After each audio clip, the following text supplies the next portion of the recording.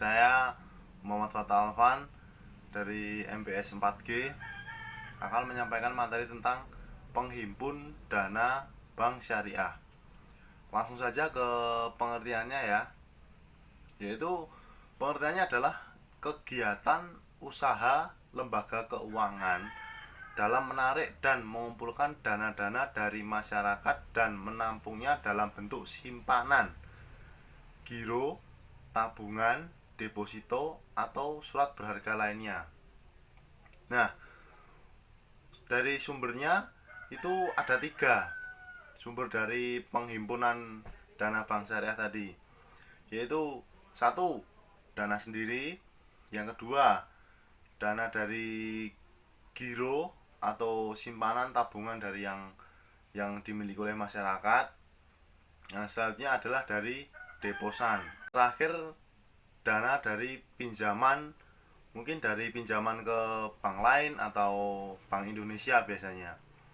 Untuk yang pertama, dana sendiri. Dana sendiri itu jadi dari dana bank itu sendiri. Misalnya pemiliknya siapa? Nah, dari pemilik bank tersebut.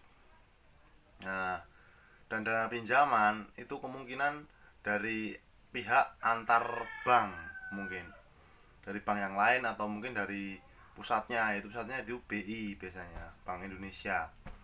Seperti itu. Selanjutnya adalah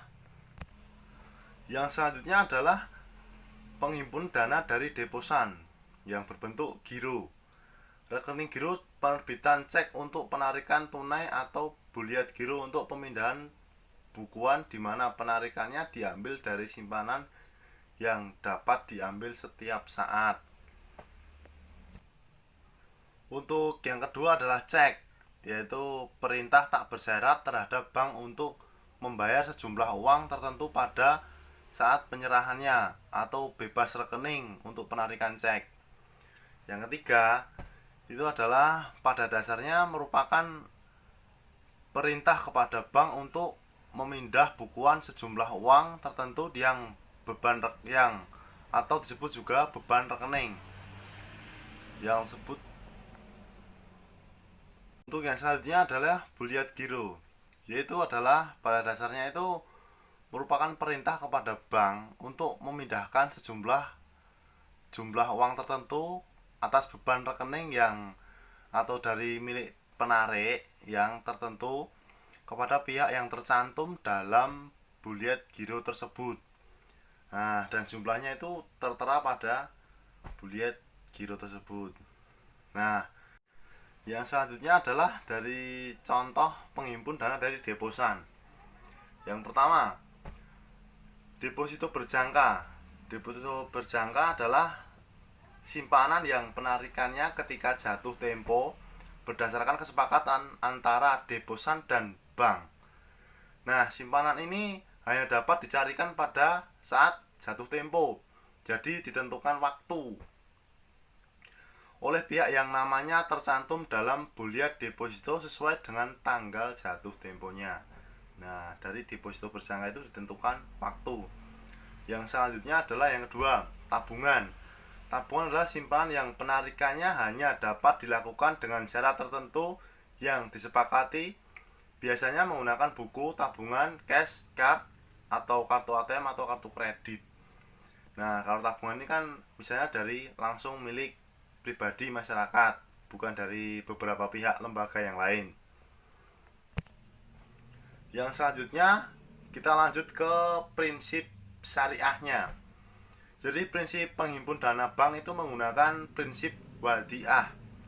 Yang pertama, giro dan tabungan dengan prinsip wadiah adalah yang dijalankan berdasarkan akad wadiah, yakni titipan murni yang setiap saat dapat diambil jika pemiliknya menghendaki.